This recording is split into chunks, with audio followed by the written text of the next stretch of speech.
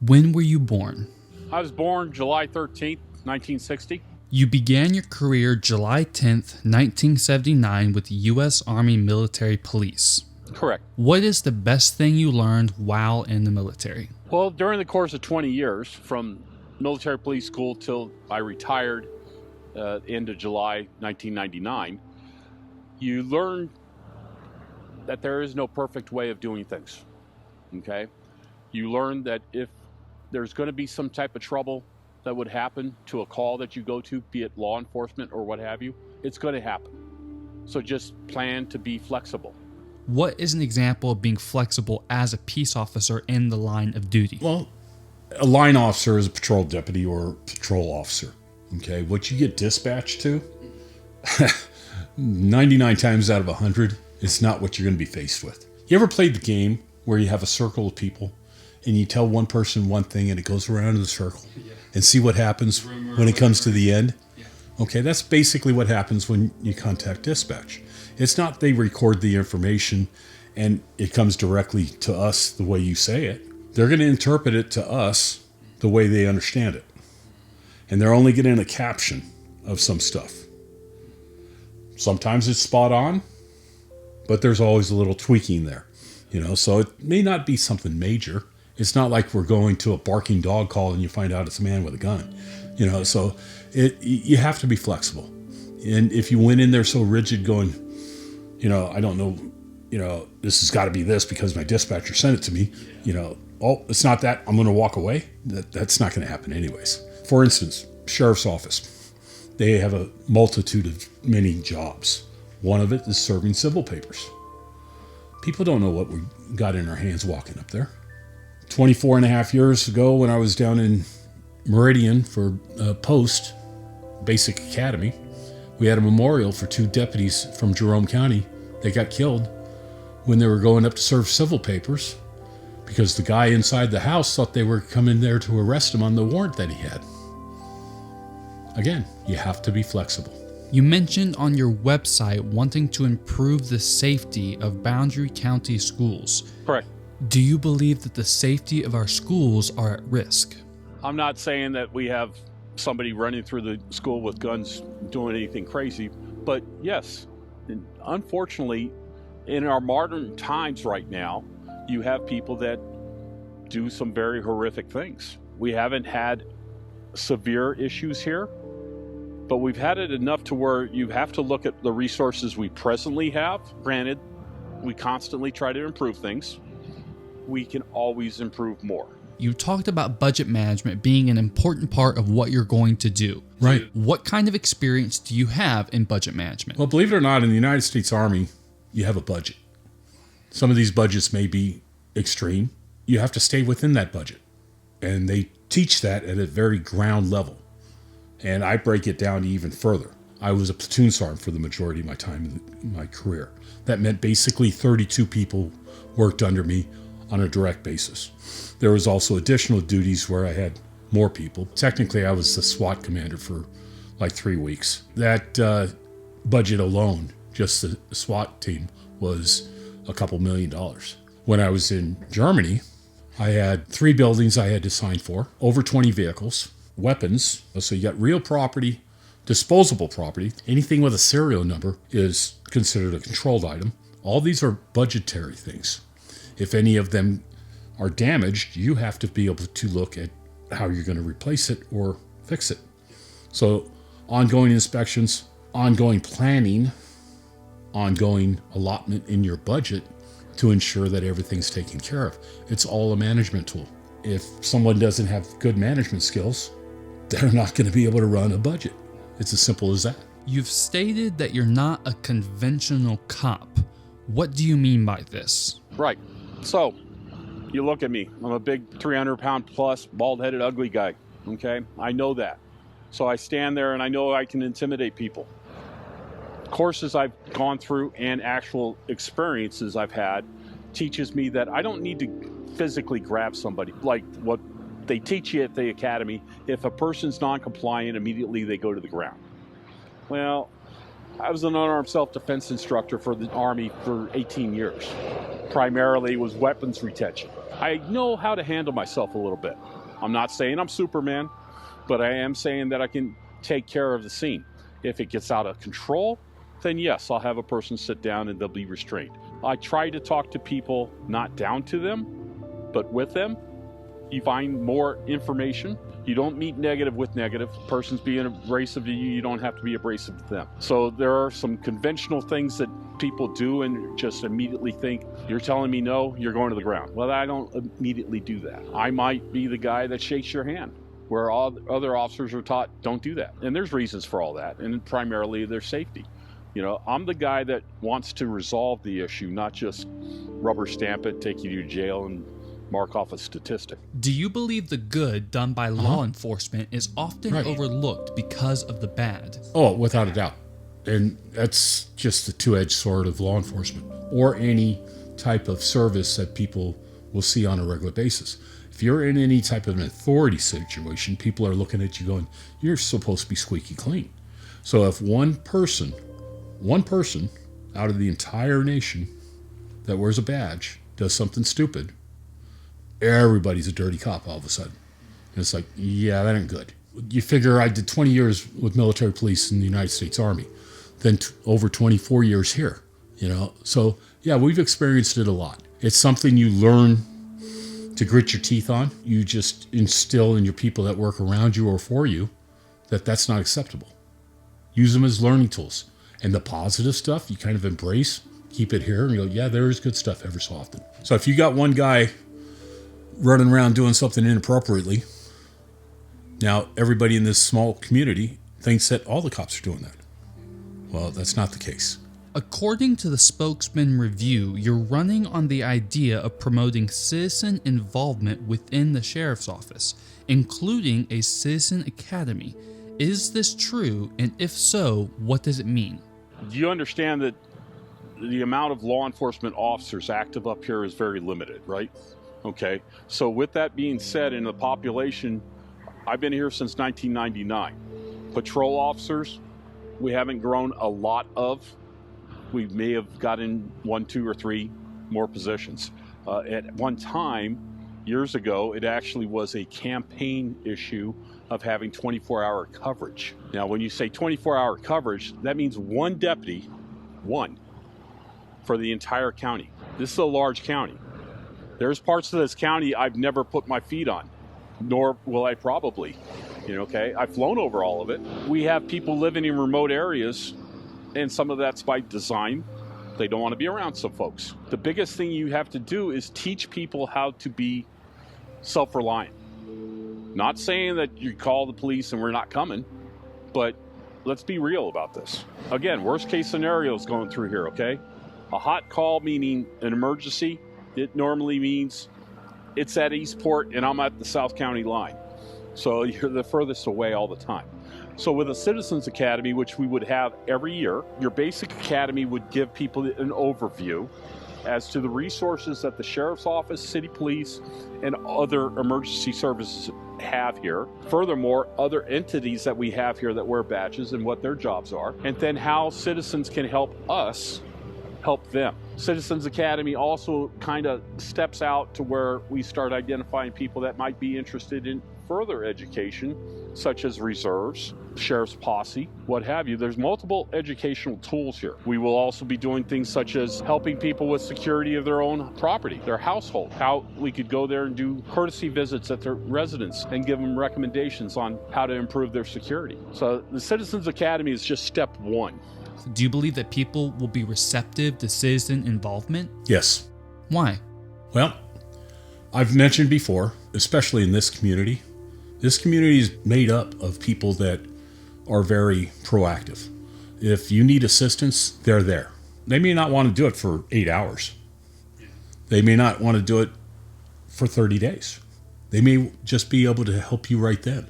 So community involvement may be just 10 minutes to 8 hours.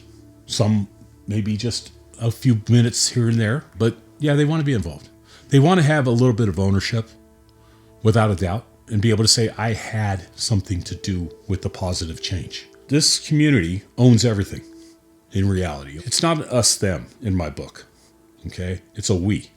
So we, the community, own the sheriff's office. Your government service is ran by we, the people. I think people have heard that before. That term, at least. I would hope so. Community involvement has been around ever since the birth of America. But yeah, I believe it'd be more than successful. You've made a distinction between being a police officer and being a peace officer. What does it mean to you to be a peace officer? The way I was trained, the difference between a peace officer and a police officer. Police officer is the guy that goes by the book, letter of the law. Peace officer, we go with the intent of the law. We're not robots. We're human beings. The fantastic thing about the coalition of where I was with the U.S. military, every compound, every post, every fort, whatever you want to call it, is a small community, very similar to the size of Boundary County. So you get to know these people. And over the course of since 1999, I've learned a lot of things about this county. I've met a lot of people, good, bad, or indifferent. What's an example of something you learned that's specific to this county? Oh my Lord, the people here come out in droves when somebody needs something, be it search and rescue issues, be it disasters such as fires every year, it seems, flooding. You got people helping people, neighbors helping neighbors. The way I believe things should be. It's not the government taking care of everything. It's people taking care of it. Because who makes the government? In reality, it's the people. If the people are there to take care of their family, their neighbors, and what have you, that's fantastic. You don't see that everywhere. That's the one unique, beautiful thing about Boundary County. How do you intend to make the sheriff's office more user-friendly?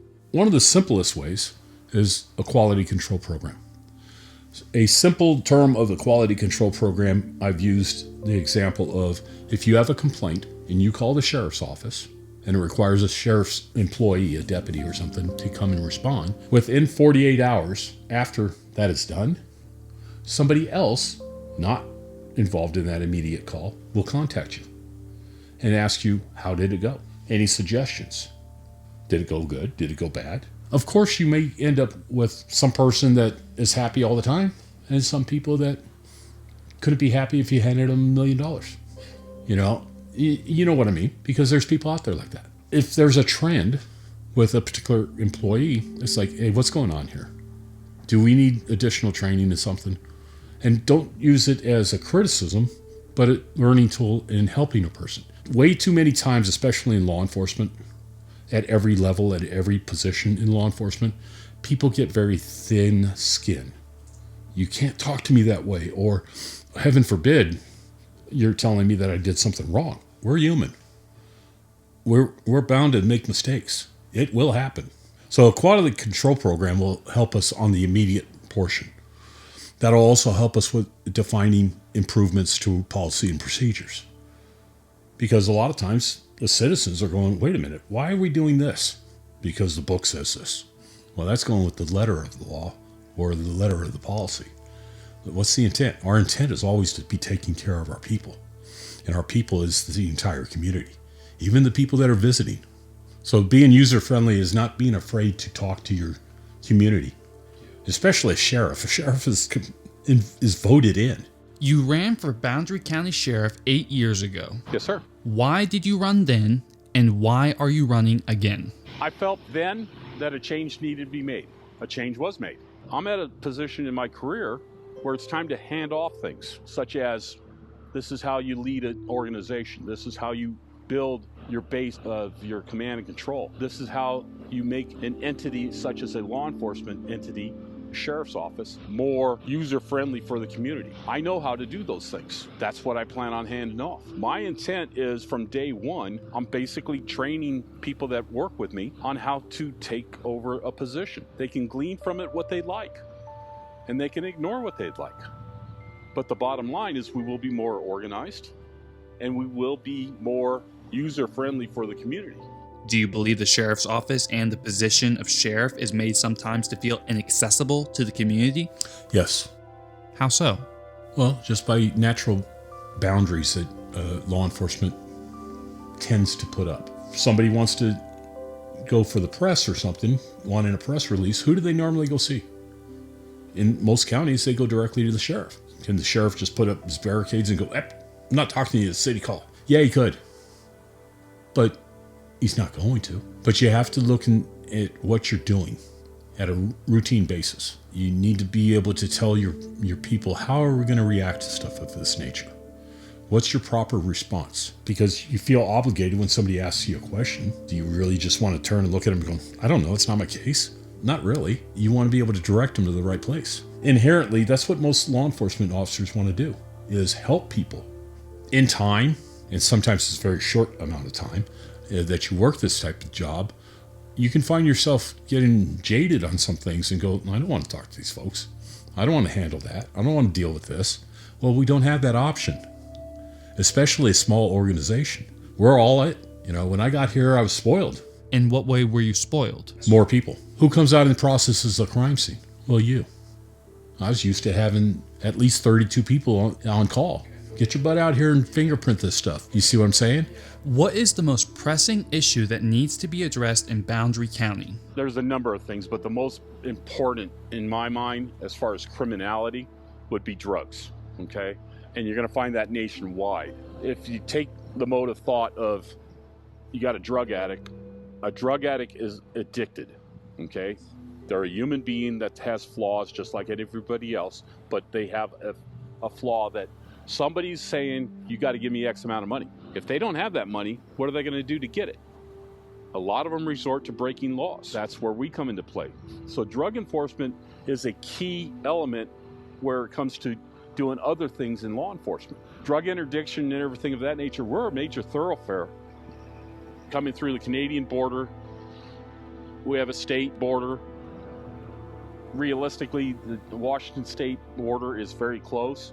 We have a lot of thoroughfare through here, and drugs are going through on a daily basis. If you go to an interdiction class and they show you, well, yeah, we got this arrest done and this is where they tracked them from, you see that it came through your county, you kind of hide your patch real quick. The bottom line is drugs or substance abuse erode families. It erodes human beings to where they start doing things illegal.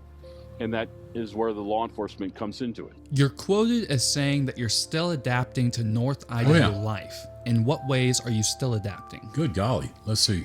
We got all 4 seasons here. You don't have that all over the world. For the first 18 to 19 years of my life, I was in Southern California.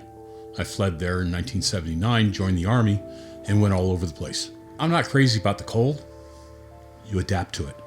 I'm still adapting to the cold. Mind you, this is not as cold as some places. And we have some interesting weather here. There's times of the year that you could go to all 4 corners of Boundary County and see all 4 seasons in one day. There's adaptation being made on a regular basis. You worked with canines for 15 years. Separate times. What was this experience like? A lot of work. It's a lot of work. A lot of people just look at it going, hey, I got a dog. Take into consideration that dog doesn't speak the same language as you do.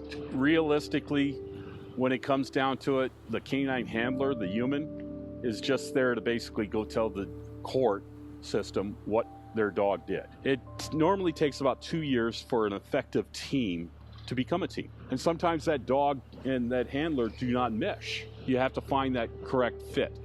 So once that happens, it's like a light switch just clicked on and everything goes fantastic. My first dog was a Belgian Shepherd, very high-strung dog. It took me 2 years to realize that she wanted to tear things up more than she wanted to find anything else. So if I let her tear up a stuffed animal before shift, she'd go find drugs for me all day. You learn through trial and error. So it's a lot of work. It's worth it. But a lot of times that's where you find if a handler can actually be a handler, because a lot of them will just walk away. They may think it's cool or a status thing.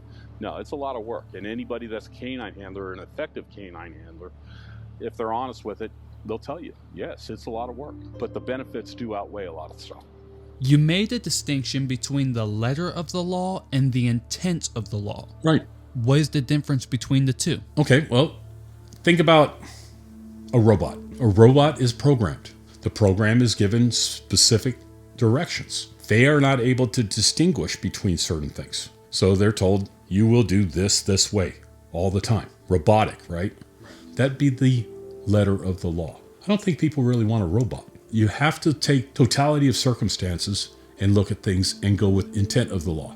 And if there's confusion as to what the intent of the law is, that's where you got a prosecutor's office that you can call. To my knowledge, there's not ever been a problem with contacting our prosecutor and asking, what's your definition on this? Because ultimately, if you have a chargeable offense, it's going to go to them.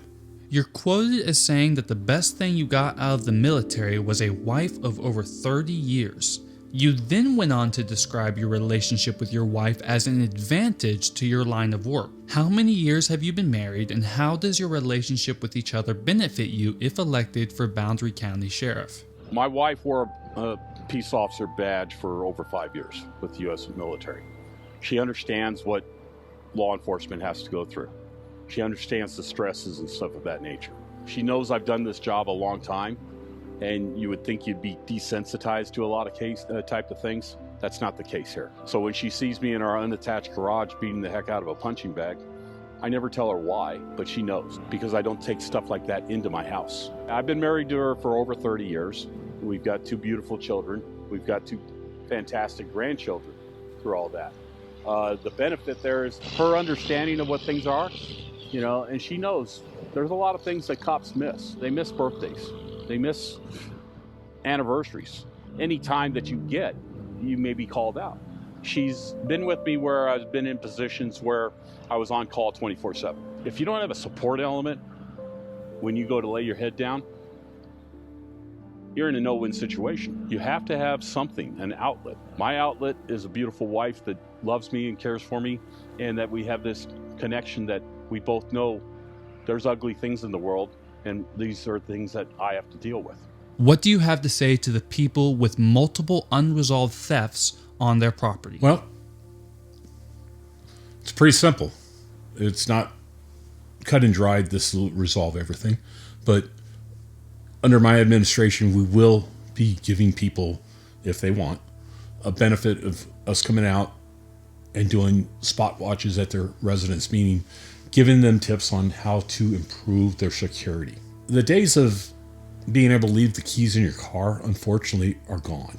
Being able to come and help people out as far as improving the security of their own property helps. And just educating them. There's obviously a reason why they're having multiple thefts or vandalism or what have you. How are we going to reduce it? And I'm not making light of this, because I wouldn't want my stuff stolen or vandalized. So what do? Let's improve the security. Thieves are not normally that smart. So when they start getting caught, even the dumbest thief will sit there going, we don't want to do this, and they'll move on. Most thefts are crimes of opportunity. So if you dangle the carrot in front of the rabbit, he's going to jump.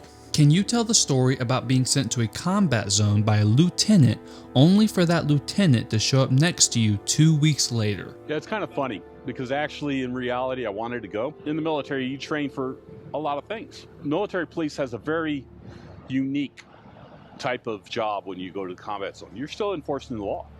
But at the same note, it's kind of in a different concept.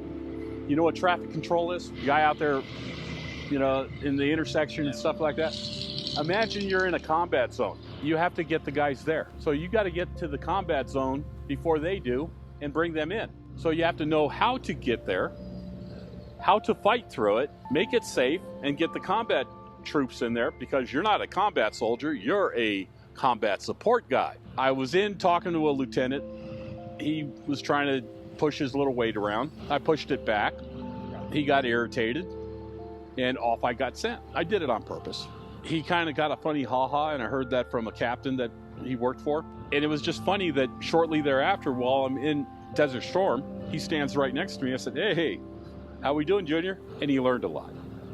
The most political world that you could be in is in the United States military. I use that as an example.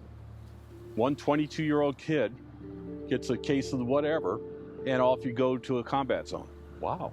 Could you imagine your boss being able to do that to you? So I know how to maneuver through political things. There's good, there's bad. I don't get along with a lot of politicians because I tell the truth. The lieutenant story is kind of a learn-all for everything. Yeah, that kid grew up quick.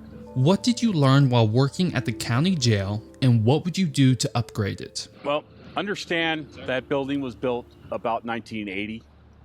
When I got here in 99, the building already had issues. This is a building that is used 24/7, 7 days a week.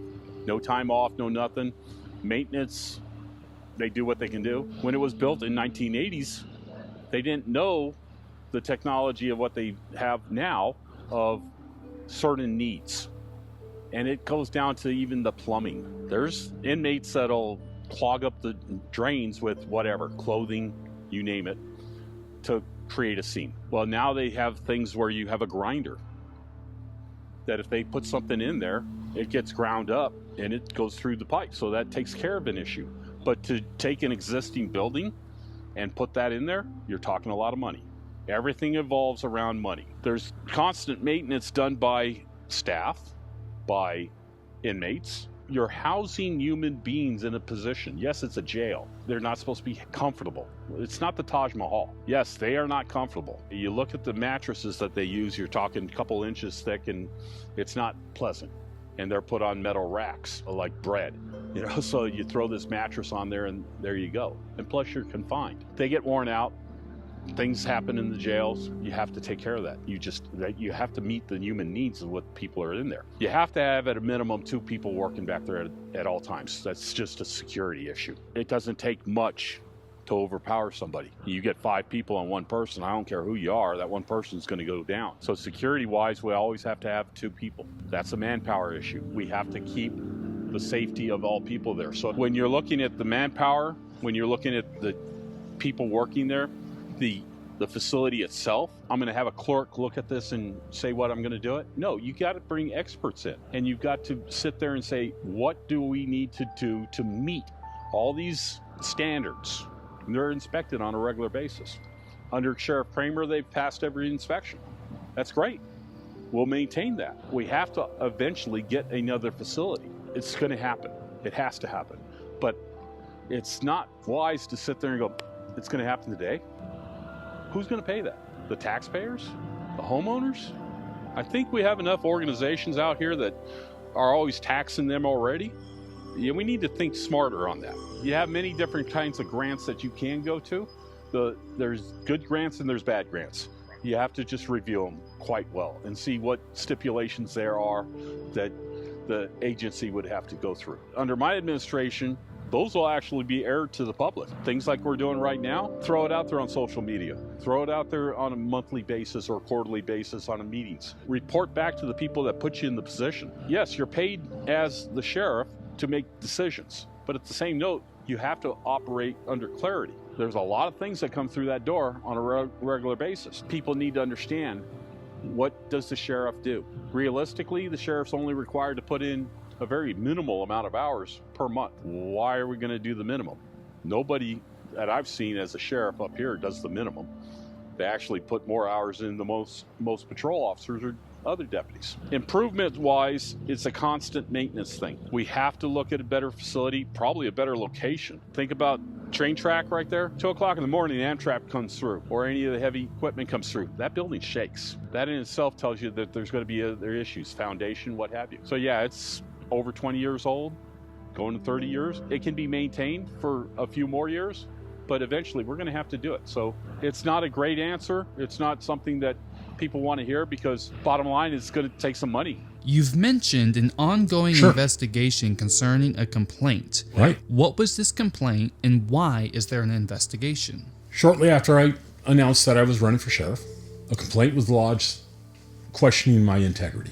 Mind you, 44 and a half years of law enforcement, until I threw my hat this time around in a political event, never been questioned as far as my integrity. And the first sentence is, based on statements made by Mr. Schuman during his political campaign, we have concerns.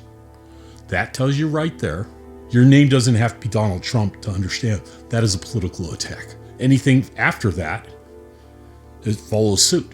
Okay, there is no legitimacy to it, because you can take anything and reword something and go, yeah, that makes it sound like this person's guilty of something. I understand that. It's called the magic pen. I've never had any type of complaint like this thrown on me until I run for office. That should say something.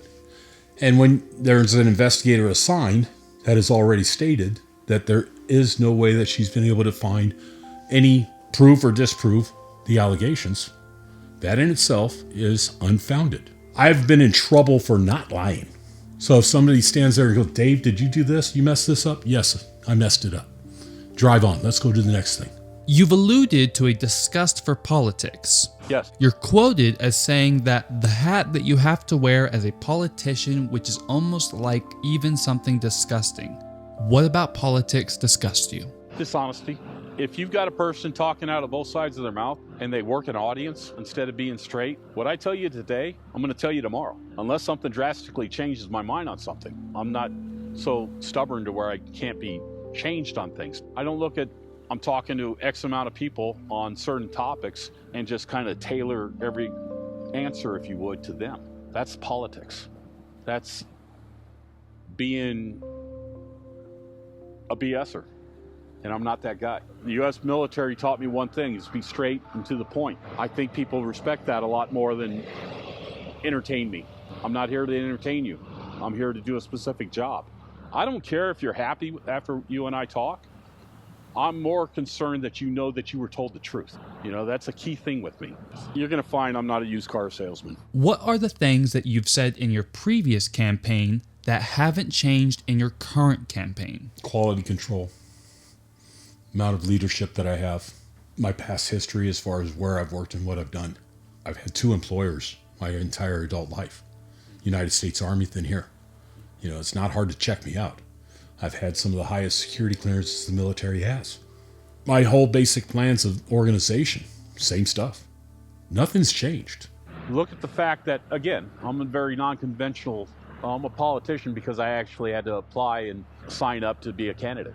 So that, by definition, makes you labeled as a politician. Well, there's people in the political world that do not want an honest person around them.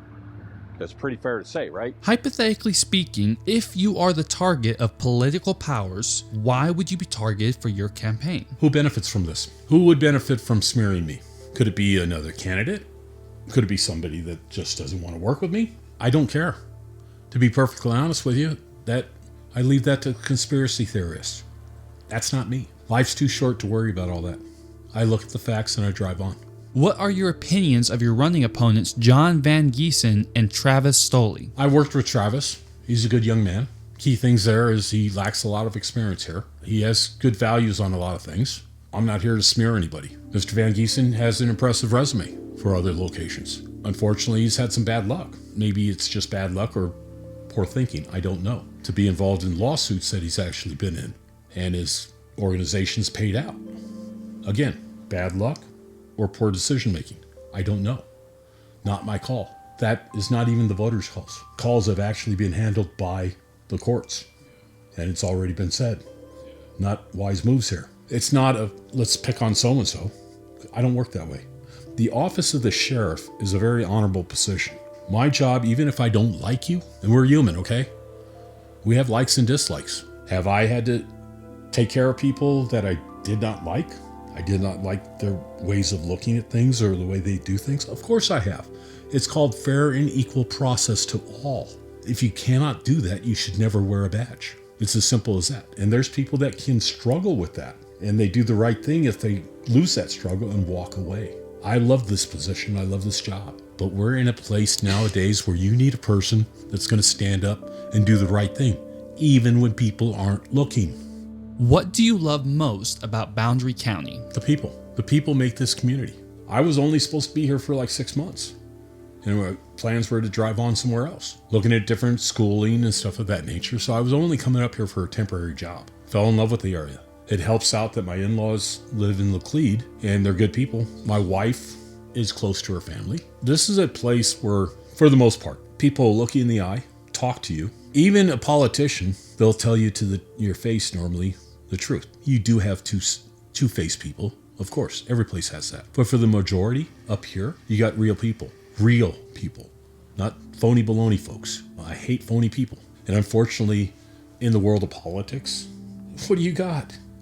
You know, that's why I dislike a lot of politics. If I dislike something, I should tell you, yeah, I personally don't like that. However, it may be legal. But the people up here make it or break it. Why should Boundary County vote you to be their sheriff? Well, I'm battle tested. And when I say battle tested, I'm not just talking about going to battle for the United States on foreign tours or anything of that nature. 44 and a half years of standing up and doing the right thing, even when it's not popular. You don't go with the flow just to go with the flow, okay?